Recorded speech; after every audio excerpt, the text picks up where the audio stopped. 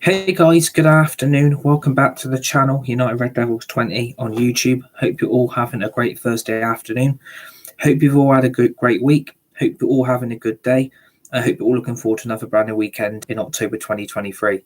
First of all, do me a massive favour for me, hit the like button, hit the share button, hit the subscribe button if you're new to the channel.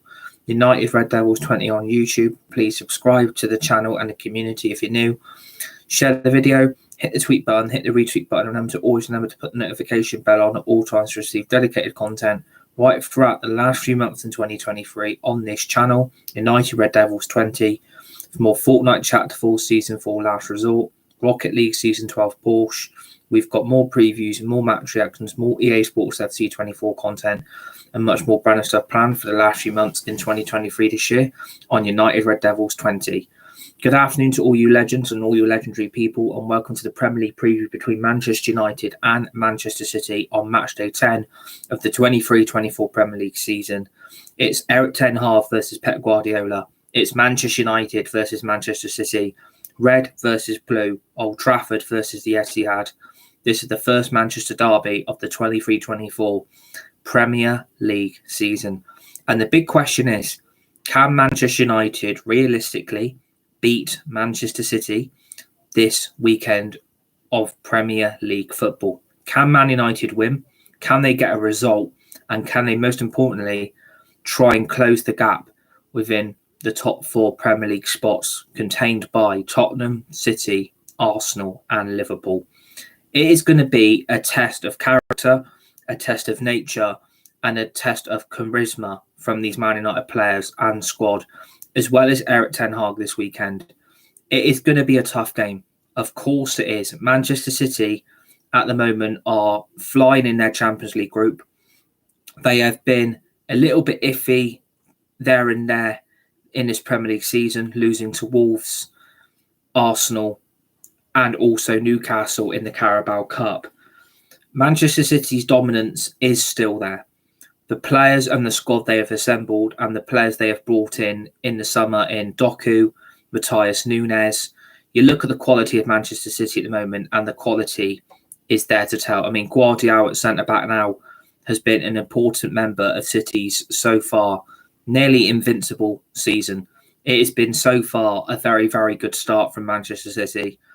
But I think their dominance this season is not as strong as it was last season.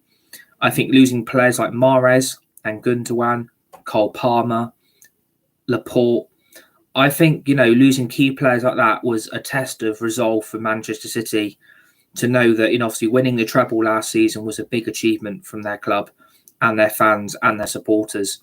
It was a very, very big achievement for a football club that a treble has not been achieved since 1999 from Manchester United. And last season, Manchester City were absolutely incredible in their dominance of the Champions League, FA Cup and the Premier League, and they ran away with all 3 competitions in the end. But I think their summer transfer window, if you look at the players they lost, key players that helped win that treble for City, they have lost key members of that squad. They have lost key players that helped to win that treble last season. And I think, losing to Wolves away was, for me, probably one of the biggest shocks all season. I fully expected Manchester City to beat Wolves away due to the impact of Gary O'Neill. That, the job he's done so far at Wolves has been quite incredible, to be fair. And I think also losing away to Arsenal was a big statement of intent from the Gunners to beat your Premier League champions from last season. But I think Manchester City are still too good at the moment to be able to be touched. I think Manchester City, you look at the way they're playing in the Champions League, I mean, they've won 3 from 3 and they've scored several good goals in this competition. And it looks like Erling Haaland is back to his very best because he went nearly 3 Champions League games without a goal. And to score twice in one night, it shows that player is something special. And I think Manchester City coming to Old Trafford, it's going to be a big test for Manchester United. I think, if we're all being honest, and we're all going to be quite open about Manchester United this season, can we really trust those players and that squad to deliver a result against a team that is formidably unbeatable? And I think, Manchester City are conceding a lot of goals this season. I don't think defensively they've been that great, but the quality in the last few games has really started to tell. And I think Manchester City are now going to end up running away with the Premier League again. I do fully expect them to come to Old Trafford, and I wouldn't be surprised if Manchester City win. I want to be confident and I want to be positive about Manchester United getting a result out of this game. But I think the way we're playing compared to Manchester City, it is night and day where we are compared to that club. It is night and day the quality of players, the quality of manager, and the quality of coaches that team have got, and the quality owners that actually back their manager and deliver the players he wants. And I think Pep Guardiola has done an absolute incredible job at this club, and he's made Manchester City an unbeatable force. And they are a team that is only going to get better and better with the football they're playing. I mean, yesterday against Young Boys in the Champions League, you wouldn't have expected Young Boys to even get anywhere near of a sniff of a goal against Manchester City in a Champions League game, and eventually Man City ran away with the result in the end, winning 3-1. And I think vulnerability, Manchester City this season, I think losing Laporte was a big miss from Manchester City. Going to Al Nassr, it is a difference in quality. And I think losing a player like Laporte, who was delivering quality for Manchester City at centre-back, and obviously eventually he was surplus to requirements. And I think, losing Laporte was a big miss for Manchester City. I think, Laporte is a better player than what Nathan Ake is. And I think, in my opinion, now that Laporte is still a big miss. I mean, you wouldn't expect Manchester City to get knocked out of the Carabao Cup. You wouldn't have expected them to lose to Wolves and Arsenal in the league. I would have expected 6 points from 6. But I think at the end of the day, Manchester City are still going to be far too good for Manchester United.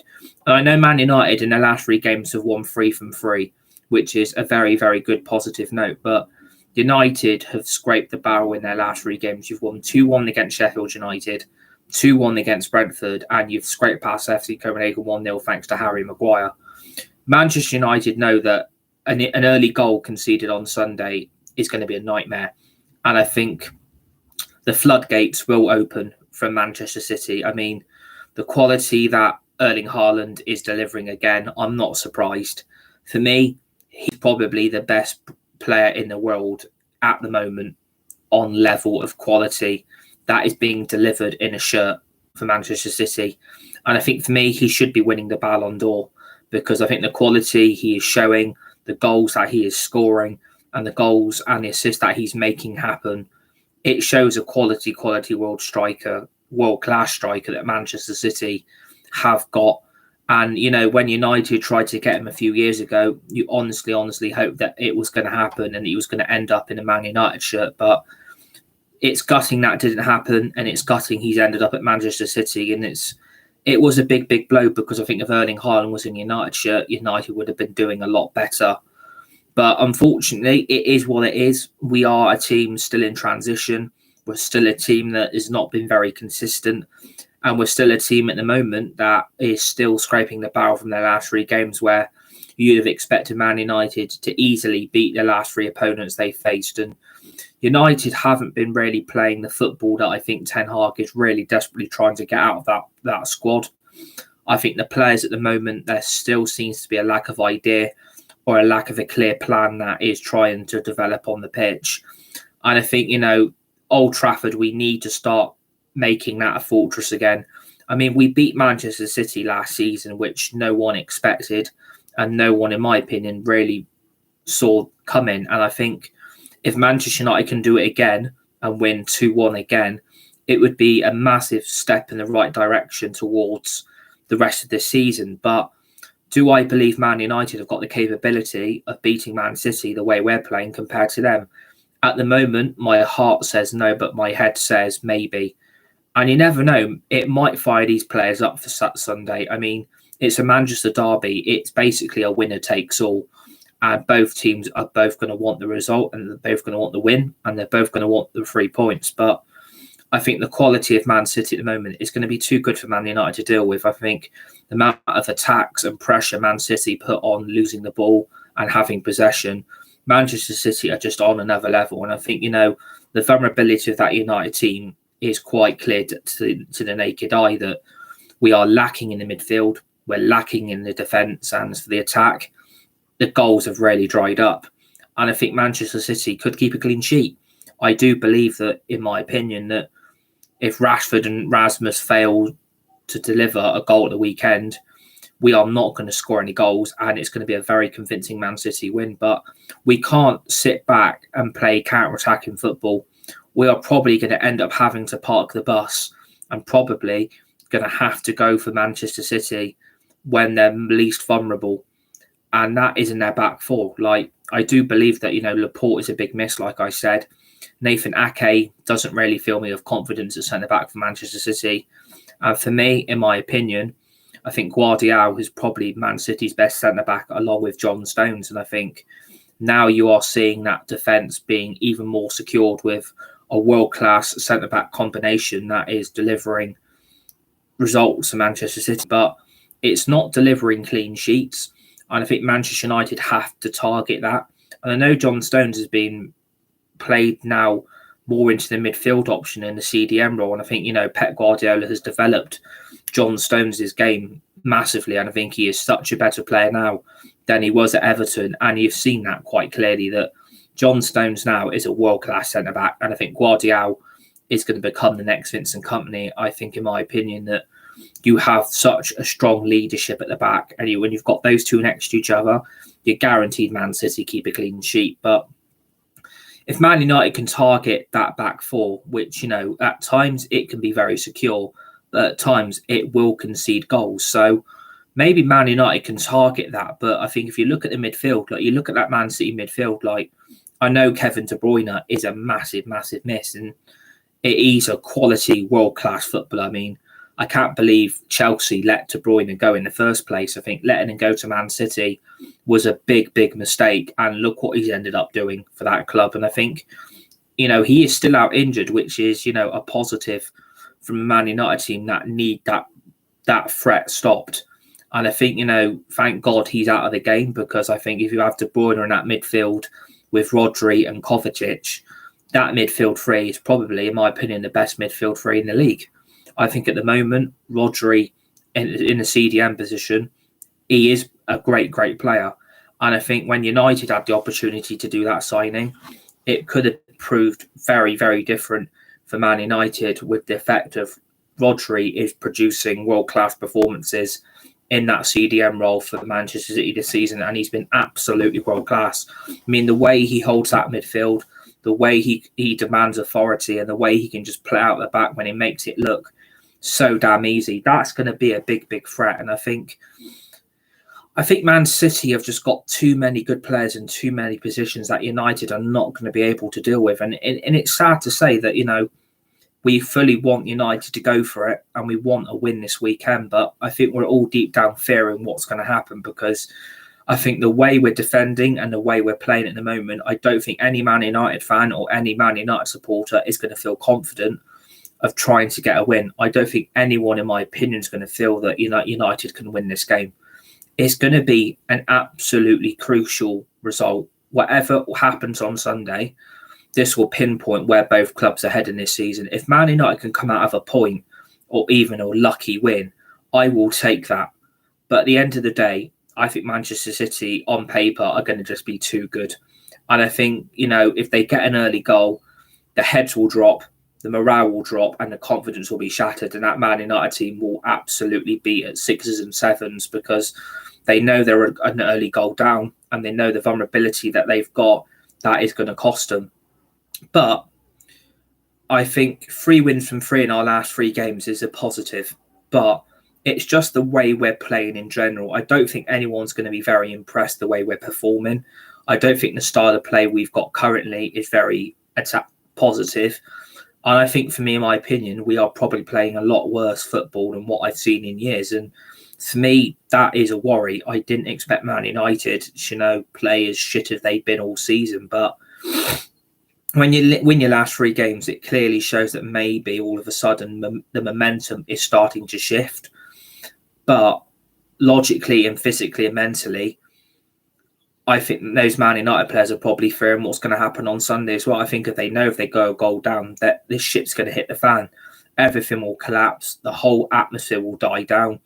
And United will simply just crumble under the pressure they're going to get, because Man City, it is full-on attack. And the amount of attacks they can have on an opposition goal, I mean, it's crazy. I think they had several big chances yesterday against Young Boys in the Champions League, and Man City could have come away with that game 8-9, 10-0 winners. It was that wide open for Man City, and they were making that performance yesterday make a look a lot easier than what it was. I thought, Young Boys, they deserve to get back in it, and the goal they scored, it was a very, very good goal. I wouldn't have expected Ederson to be so far off his line, and I wouldn't have expected the goal to be a chip over him. I would have expected Manchester City to have defended that attack from Young Boys and prevent the goal from happening. But that is due to the pure fact that, City, it's, a big factor that, as soon as they went a goal up, they then all of a sudden went 2-0 up. But obviously the Julian Alvarez goal was disallowed for offside and by VAR, and then Young Boys got the other end and they find an equaliser. And I think no one expected that to happen. Even I didn't expect it. I mean, I was streaming yesterday and I was fully expecting this to be a clean sheet. I expected Man City to be able to destroy Young Boys, and eventually it did happen. Like, when you go a goal down, the Young Boys' heads dropped, confidence, morale was gone. And then Man City just found a way and they just turned up another gear. And that's the worrying thing, that even if they go a goal down or if they concede an equaliser, Manchester City just find another gear. And they're on the upward step of recovering a result. And that is the thing. Comparing to Man United to Man City are just on another level. They can go up another level when they're not playing that great. And I think if Man United do not play that great, Man City are going to be all over them. I think, the injuries at Man United at the moment and the issues we've got in that team, there's a lot of issues going on.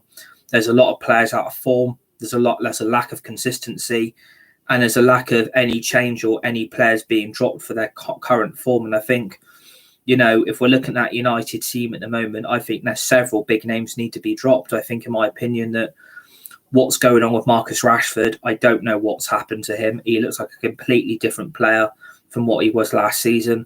I mean, it could be 13, 14 games this weekend if he doesn't find the back of the net. And I think from a morale point of view, I think from a fan and supporter point of view, I think maybe Marcus Rashford needs to be dropped. I mean, it's a big call that maybe needs to be made now, because I think we are getting very, very frustrated with our front three. I think, Højlund's goals have dried up.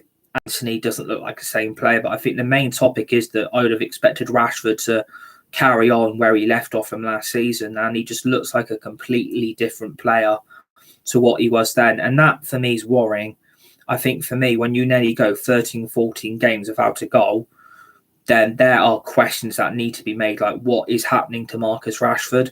Like, for me, I've never really rated him. I think he is massively overhyped and, massively overrated. But I think Rashford, again, will probably end up starting, because we haven't really got any other options on that left wing except Garnacho to play in that position. But, Rashford, based on what I saw against FC Copenhagen, I think Ten Hag is going to be left with no choice. I think Rashford, about time, needs to be dropped. He's out of form. One goal in nearly 13, 14 games is simply not good enough. And I think if you're a big manager making a big call, will you drop him? And I think if he doesn't drop him, clearly Rashford is a fan favourite of Erik Ten Hag. I think Ten Hag massively rates Rashford. I think, what he saw from him last season wasn't expected. And I think Ten Hag expected his game to develop and carry on where he left off from with a goal scoring record he had. But it simply isn't happening. And I think if Ten Hag has got any balls or any cojones about him at all, he needs to drop him. And that call needs to be made. But it wouldn't surprise me in the slightest if Rashford is starting this game Sunday. And I think if he does start, questions have to be made that how is Rashford being selected with the current form he's on? That's got to be a question that has to be made eventually, that something has got to change at this club, that fan favourite players have got to start being picked, because at the end of the day, if players are out of form, they should not be starting a game in a United shirt. If they're out of form, how are they getting into this team? I think the only way they're getting into this team, I think Ten Hag looks at his bench options. I think he deep down knows Martial can't keep himself match fit, massively injury prone, can't really play down the left wing and can't really play down the middle enough. And I think he knows a lack of goals there. He isn't going to risk Martial. I think he knows with Pellistri. I mean, we're on about giving Pellistri a brand new contract. I can't understand why we're doing that because Pellistri has never, ever been good enough anyway. So I can't really justify Pellistri being selected for a big game against Man City. And I think for me also, like, Ahmad is still out injured. Don't know when there was rumours he was meant to be back after the current international break just gone over 2-3 weeks ago. And all of a sudden, Ahmad returning, it doesn't seem to be happening anytime soon. And I think for me also, the Jadon Sancho situation isn't helping. I think Ten Hag could have done with Sancho at this time of the season to come back into the United team and apologise for what he's done and what he said. But his future looks like it lies away from Old Trafford as well. So there's no way Sancho's going to be involved in the first team plans anytime soon. So I think Ten Hag is stuck. But I personally think he is stuck between options he needs and options he's got. And it's very, very, very frustrating. And for me, from a fan point of view, I think, when we first signed Sancho, I was very, very excited. I thought, wow, we've got a world-class player that is going to hit the ground running in the Premier League and he's going to do what he did at Dortmund for us. But it still hasn't happened. And from then, it was clear to sign up this was a very, very bad signing and it should not have been sanctioned the way it was. But unfortunately, we are stuck with a player that we're trying to get money for and he's on ridiculous wages and no club can afford him. So United are basically stuck between a rock and a hard place what to do with Sancho. If Sancho was to come out and apologise and come back into the first team, maybe he plays Sunday, but that's very unlikely to happen. But I think Ten Hag could have done with that option. So Ten Hag has got no choice but to start Rashford, and I think he will, unfortunately. He is going to start, and I wouldn't start him. But at the end of the day, it is what it is. We're going to have to grin and bear it, unfortunately. But if I was a manager of this club, my big call is you're dropping Rashford, and it'd be like, well, you're out of form. Your consistency is dropped off a cliff, and your goals, you're not scoring any. I mean, he shouldn't even been in the. He shouldn't even been in the England squad. I'm sorry, one good goal against Italy does not deserve you starting a place in Man United starting lineup. It's not justified, I'm afraid. But yet again, it is what it is. We're stuck again still. So we are in a very, very unfortunate position here that, when you've got a player out of form and you've got players on the bench that, Ten Hag probably doesn't rate or doesn't think are ready, Rashford's going to start. But I think if Ten Hag has got a decision to make, what would I do? I think Garnacho has got to come in. I think against FC Copenhagen tonight, Tuesday night, he was probably one of our best impact players off the bench. And, he was unlucky not to score with a one-on-one with the FC Copenhagen goalkeeper. And I think if Garnacho would have taken that goal, that would have done his confidence a world of good. But I think, his skills, I think his passion he's got in the United shirt, I think that beats Rashford hands down, to be honest with you. I think, Garnacho has got a very, very bright future ahead of him and is going to be proven a big, big player for United success.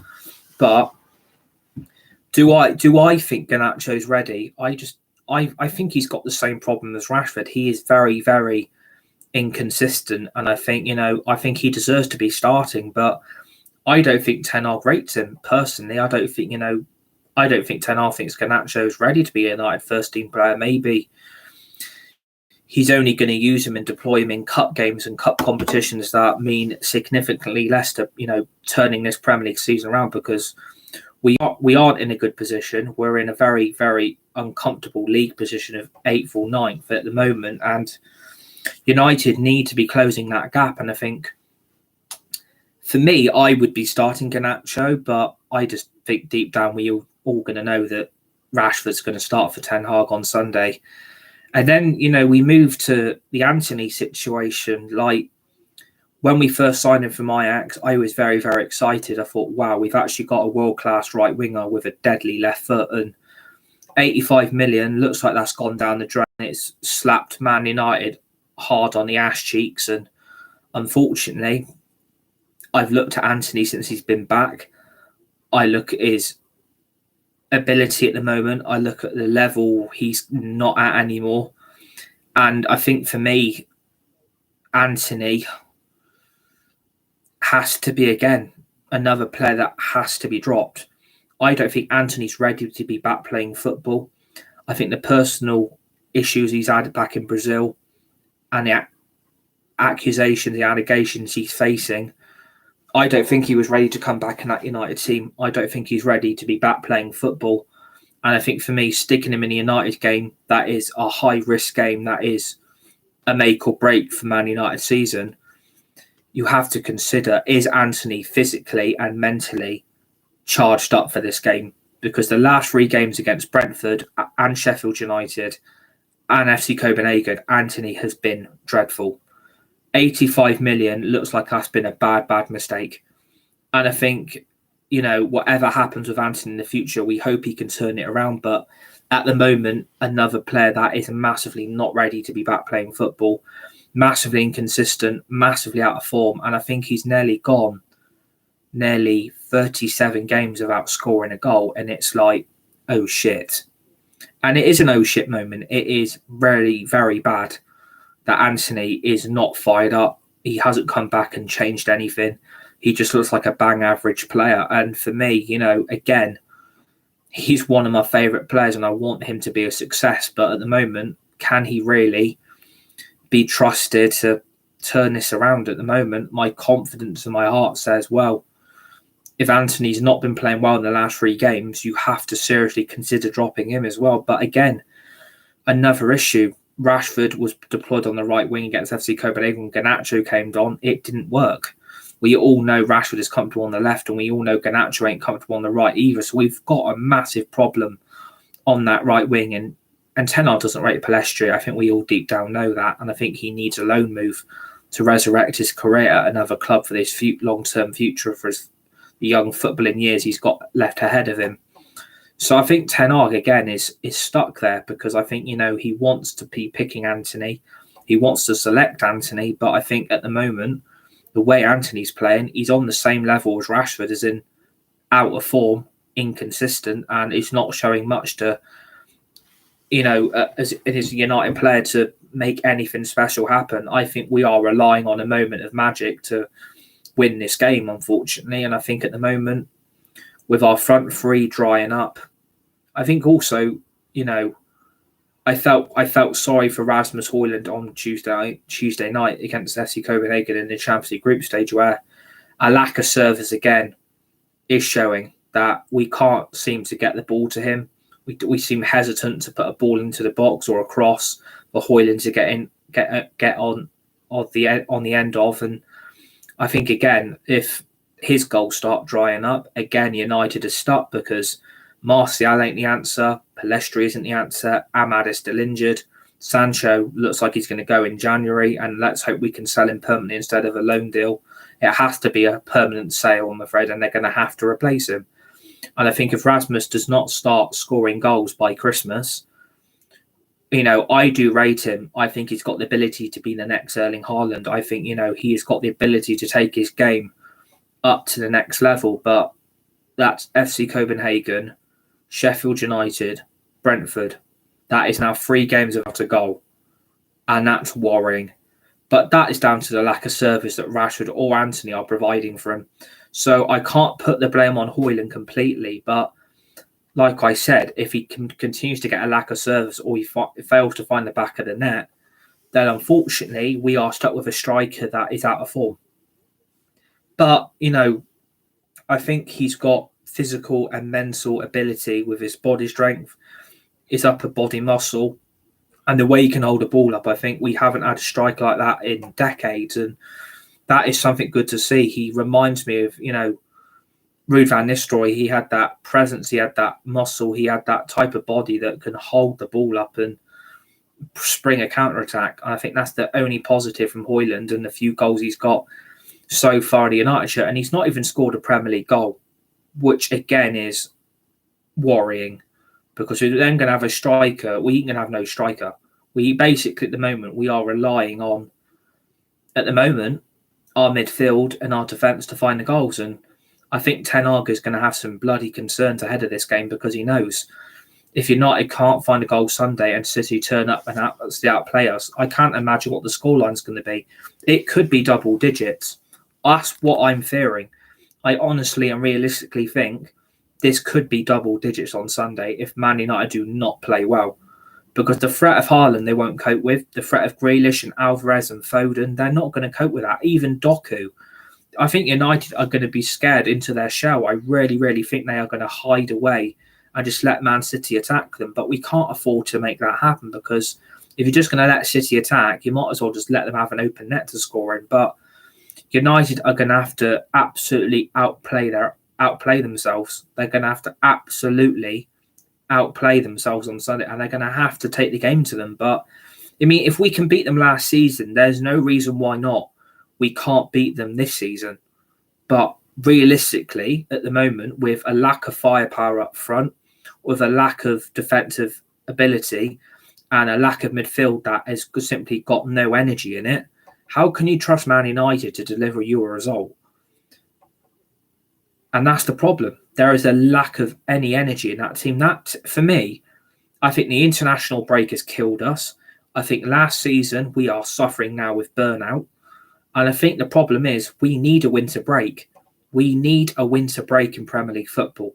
Because at the moment, the more internationals we play and the more cup games and league games we play every week, it's going to kill these players. It will absolutely kill them. And the problem is the Premier League have got no sympathy, or the FA as well. They don't want to put a winter break in because the congestion, they would have to finish the season a month later. Well, if that has to happen, it will have to happen because these Man United players have got no engine in the midfield. We are lacking charisma at the back, and us up front, we are a bloody joke.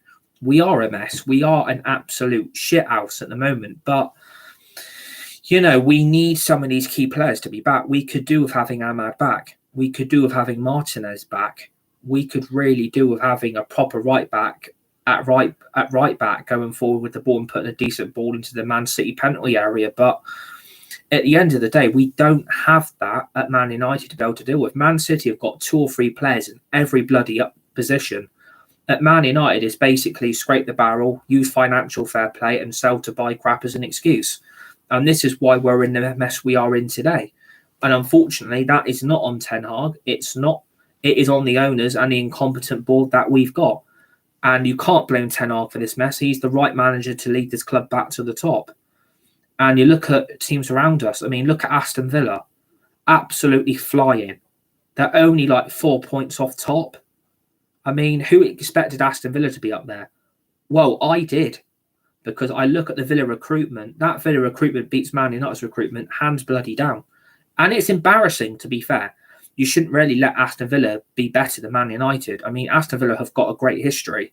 And I think Unai Emery is doing a fucking fantastic job. Yes, their Europa Conference League campaign has been a little bit iffy in their first 2 games. But, you know, Aston Villa at the moment are on another level of competitive football.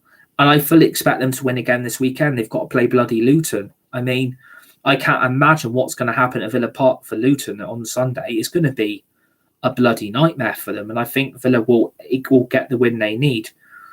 And the problem is with our squad, look, you know, Martinez is a big miss, but we've got to get on with it. You know, Wan-Bissaka, for me, isn't a huge miss. I don't miss Luke Shaw. I don't miss Malacia, but I think Ten Hag probably does because he realises that at the moment we are stuck with one left back in Reguilon. We are stuck with Maguire and Lindelof. And at the moment at right back, we are basically stuck with Delot. And it wouldn't surprise me if the team what played on Tuesday night is going to play again on Sunday. It would not surprise me in the slightest that the same team plays again Sunday. But I think Ten Hag has got to make changes because that team at the moment, there is a lack of idea. There's a clear lack of identity. There's a clear lack of plan. And at the moment, United going forward, we look absolutely nowhere near. And the problem is that is down again to the board. That is down again to the owners. And I don't like Paul Merson, who works on Sky Sports News, you know, saying all Man United fans do is blame the Glazers and blame the owners. Well, maybe if they would have backed the manager properly and delivered Harry Kane and delivered Osimhen and delivered Kim Min-jae, if you would have put all 3 of them in that United team at the moment, Man United would be on another level. And they would be on an absolutely never level. If they would have got Gakpo in, if they would have got João Felix in, look where we would be. We would probably sat in the top 4 comfortably, maybe second or third, and maybe Champions League qualification not that far away. But, you know, that United team, you look at Man City, better than us, Liverpool, Chelsea, Spurs, Arsenal, Villa, all above Man United. And it is fucking embarrassing. Like, I do not want to be behind any of these. We cannot afford to miss out on Champions League qualification next season. We smashed everyone, but we had dodgy tactics for 3 games and lost them. But when we have good tactics, we are unstoppable. Exactly. Villa are unstoppable at the moment, and they're on another level. And Ollie Watkins on another level. I think Luca Dean is back to his very best. Douglas Luiz as well. I mean, I look at so many of those Villa players, and do you know what? Some of them would slot straight into that United team. The way we're playing at the moment, I think, you know, if I would have Ollie Watkins up front over Rasmus Højlund, I would have Doug Luiz in that midfield over Scott McTominay. I think players like that would make such a big impact in the Man United shirt. And I think, you know, if we're looking at the midfield, I mean, all this Scott McTominay hype and Scott McTominay desire has got to stop. Scott McTominay is a bang average midfielder who produces bang average performances. Has nearly cost Man United 6 points from 6 in the last 2 games, but luckily Onana and Diego Dalot are, you know, got us out of jail. I mean, in our last 2 games, United haven't exactly been brilliant. And I think for me, in my view, at the moment, I think Scott McTominay has got to be dropped. I mean, there was questions over what's going on with Mason Mount. There was questions what's going on with Eriksen. But at the moment, I think Eriksen and Mount have got to come back in that team. And I mean, they've got to come into that team because that midfield has got no energy. I mean, Paul Scholes the other day was absolutely going in on Amrabat. I thought Amrabat was very, very good against FC Copenhagen. So I don't know what game Paul Scholes was watching. I know, you know, he's retired now and he can't play competitive football anymore. And, you know, as an ex-United legend, you really need to wake up and open your eyes that Amrabat has actually been a very, very good player since he's joined our club. And I can't understand why he got the criticism he got him off the other day. I think Amrabat in that CDM role was very, very good because we didn't have Casemiro available. So at the end of the day, I don't understand the Paul Scholes criticism. I think Paul Scholes has got to open his eyes up and look at the other crap in that team. I'm sorry, but McTominay ain't no good. Eriksen, for me, and Mount have both got to come into the game on Sunday. I think, you know, Anthony has to be dropped. I think McTominay has got to be dropped. And the midfield 3 for me would be Bruno Fernandes. It would be Christian Eriksen. And for me, it would be Casemiro. I think hoping Casemiro is going to be fit and healthy for the game on Sunday because Casemiro has been a big miss. That CDM role looks very, very empty. But to be fair to Amrabat, he's done a superb job in our last 2 games. He's done an absolute superb job and has been absolutely brilliant. And for me, that is why I like the way what we're doing. Eriksen's amazing, all things considered. Exactly. Eriksen is a world-class player and he made, you know, an absolute great assist for the goal against FC Copenhagen for Maguire to find the winner. It was a great ball into the box. I mean, no other United player can do that. At the moment, the way we're playing, no other United player can do that. And I think Eriksen gets a lot of unfair criticism, and I think he needs to be in the team. Personally, for McTominay, if he costs us again on Sunday, we are going to lose that game. If we would have got a point against FC Copenhagen and only draw against Sheffield United, that would have been down to Scott McTominay costing us for the results because he gave away a penalty against Sheffield United. He's given a penalty away against FC Copenhagen. I mean, will he make it a bloody hat-trick this weekend? Because at the moment, Scott McTominay is conceding a lot of mistakes and you're seeing the vulnerability from that B-Tech midfielder. So this is why I think Eriksen comes straight into the team because he can do so much more than what McTominay has done in his Man United career. And it's very clear to the naked eye that Eriksen is 10 times the player McTominay is ever going to be. And I think Mason Mount, again, the only reason why Mason Mount has not been selected against Sheffield United or FC Copenhagen is because he's been on the bench. And apparently the reason why to that is they want to nurse Mason Mount back into this team gradually and slowly because of the injury he had. I mean, Mason Mount's not been a great signing. Let's not beat around the bush about that. Mason Mount has been a bad signing. This is on Ten Hag for sanctioning it. But if he saw something in that player that he wanted, you had to get him. And I just don't think at the moment, the way the midfield is, I think Mason Mount has got to come back in. But will he drop Anthony is a big question. Will we deploy a midfielder on the right wing? I've always said and I've always stated that doesn't work. It will never work, and it will not make Man United a better team. But if change has got to happen, maybe deploy Mount on the wing, maybe put Fernandes, Eriksen and Casemiro in the usual midfield three.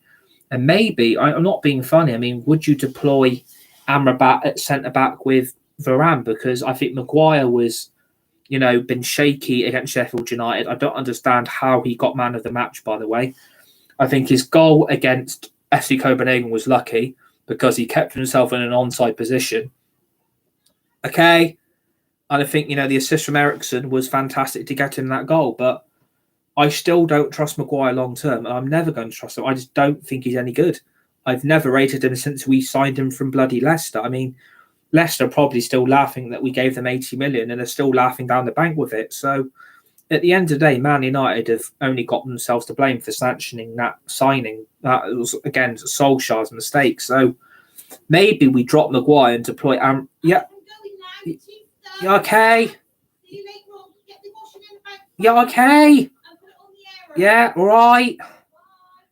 So, at the end of the day, look, I would personally drop Maguire and deploy Amrabat and Varane as the centre-back partnership. But, again, that's playing players out of position that I'm, again, not very comfortable with. So, I think Ten Hag has got a lot. He's got a lot of midfield options.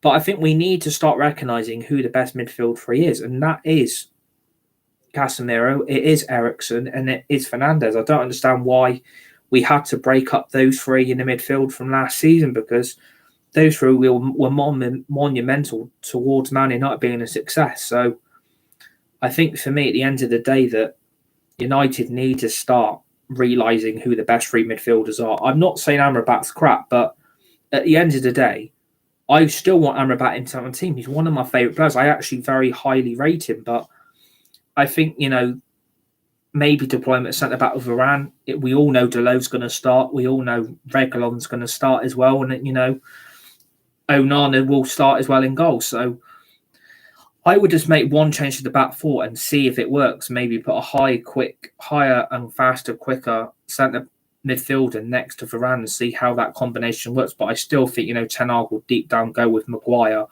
and Varane, because that's his trusted centre-back partnership at this current moment due to Martinez's long-term injury. But it's going to be a question of, the big question is the team we went with on Tuesday good enough to go again on Sunday? No. Sorry, not the way we're playing. Not the way United are performing at the moment. That team is not good enough to beat Man City. But like I said, I would make the changes I would make. I would put Amrabat at centre-back with Varane. Deleu and Reguilon are both going to start, unfortunately for Deleu, because he's not any good anyway. Reguilon has been very, very good for United so far this season. Very highly rate him. I think the midfield three, Eriksen, Fernandes and Casemiro, only if Casemiro is fit. And we're going to have to pray he is fit, by the way. Let's hope he's back for Sunday's game. We desperately need Casemiro fit to hold that CDM role, to protect that back four.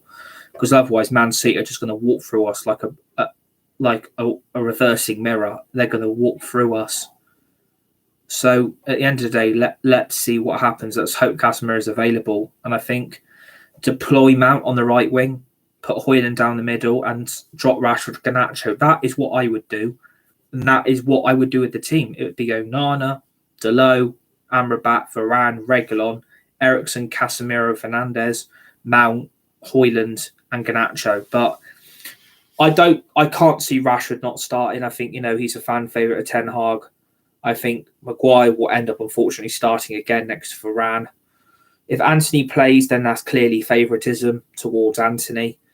And, like I said, we scraped past AFC Copenhagen with that team. I can't see Man United scraping past Man City with that team, unfortunately. But we beat them last season, and let's see what happens. But scoreline-wise, I'm going to go 2-1 either way. But obviously, I'm going to go for 2-1 United. That is what I think the score prediction will be. And I think if we can beat them like we did last season and United, this might be a big step in the right direction to turn our season around. If we can beat Man City, United, that'll be 4 wins in a row. And hopefully we can keep that momentum up with the result. And let's hope we can beat Man City on Sunday evening. So I hope you enjoyed the preview. Hit the like button, hit the share button, hit the subscribe button if you're new to the channel. That is United Red Devils 20 on YouTube. Please subscribe to the channel and the community if you're new. Share the video, hit the tweet button, hit the retweet button. Remember to put a notification bell on at all times to receive dedicated content right throughout the last few months in 2023 on this channel for more Fortnite Chapter 4 Season 4 Last Resort, Rocket League Season 12 Porsche. We have got more previews, more match reactions, more EA Sports FC 24 content as well coming up with Manchester United, career mode on Twitch and also on YouTube as well. So go give me a follow and subscribe on both of them.